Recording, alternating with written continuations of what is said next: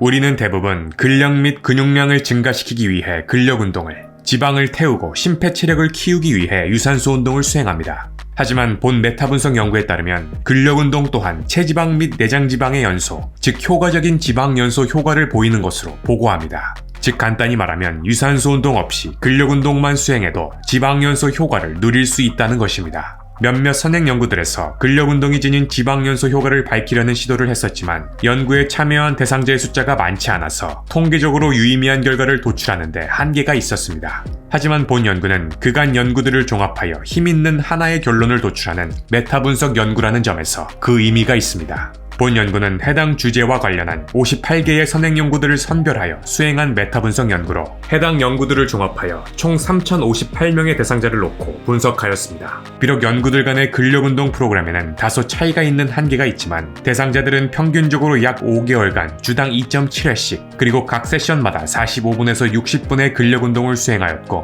그 결과 약 1.46%의 체지방률, 약 0.55kg의 체지방을 감량한 것으로 나타났습니다. 물론 드라마틱한 지방 연소의 결과를 나타내지는 않았지만 특별한 식이관리 혹은 추가적인 유산소 운동 수행 없이 오직 근력 운동 수행만으로 달성한 결과라는 점에서 그 의미가 있습니다. 따라서 해당 결과를 놓고 봤을 때 물론 지방 연소를 극대화하기 위해서는 식이 조절이 가장 우선시 되어야 하고 운동 시에는 유산소 운동과 근력 운동을 병행하는 것이 더욱 이상적이겠지만 지방 연소를 위해서는 유산소 운동을 반드시 수행해야만 한다는 강박에서 어느 정도 벗어날 수 있게 해주는 연구 결과라고 볼 수 있습니다. 즉 근력 운동이든 유산소 운동이든 둘 중 본인이 좋아하는 운동을 그저 열심히 수행하면 운동 종류와 상관없이 효과적인 지방 제거를 달성할 수 있다는 것입니다. 또한 많은 사람들이 근력 운동이 지방 연소에 효과적이지 못하다고 믿고 있는 이유 중 하나는 부정확한 지방 측정 방식 때문일 수도 있습니다. 예를 들어 체중 계상의 수치 변화만을 보고 지방 연소의 그 효과를 판단하는 경우가 많은데 사실 체중 감소에서는 지방뿐 아니라 체수분 및 근육 등의 감소 또한 포함되기 때문에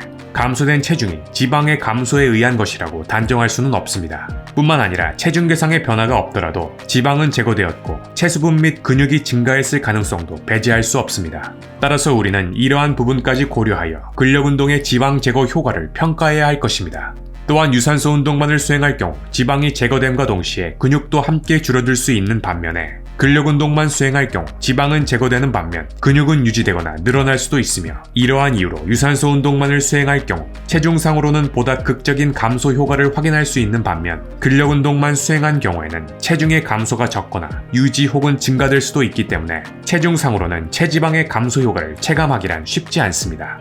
따라서 우리는 근력 운동만 수행할 경우에는 지방이 제거되더라도 근육 증가로 인해 체중에는 눈에 띄는 변화가 없을 수도 있다는 점을 항상 기억해야 할 것입니다. 그러므로 본 연구가 더욱 의미 있는 것은 단순히 체중의 변화가 아니라 체구성의 변화, 즉 체지방량 및 근육량의 변화를 놓고 근력 운동의 지방 연소 효과를 살펴봤다는 것이고 그 결과 그동안 무산소 운동이기 때문에 지방 연소에는 효과가 없을 것이라고 여겨졌던 근력 운동 또한 지방 연소 효과가 있다는 점, 그리고 그 효과가 그동안 근육량 증가 효과라는 이점에 가려져 감추어져 있었다는 점을 지적해 준다는 것입니다.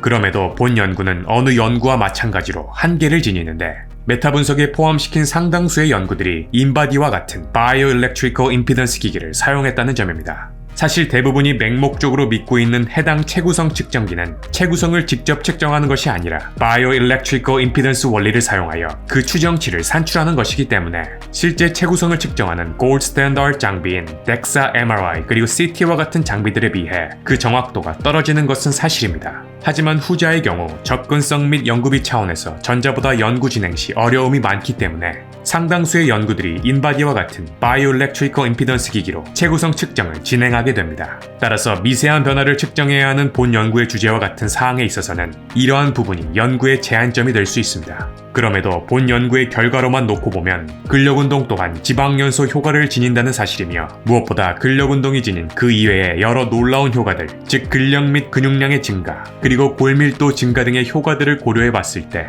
지방은 태우고 근육은 지키고 싶은데 근력 운동과 유산소 운동 둘 중 하나를 선택해야만 한다면 근력 운동을 선택하여 수행하는 것이 더 현명한 판단이지 않을까 생각해 봅니다. 단순히 체중 감소에 집중하기보다는 건강한 체구성 변화에 초점을 맞추어 운동하고 섭취하며 그리고 성장하시는 여러분 모두가 되시기를 소망합니다. 오늘은 근력 운동의 지방 연소 효과에 대해 알아보았습니다.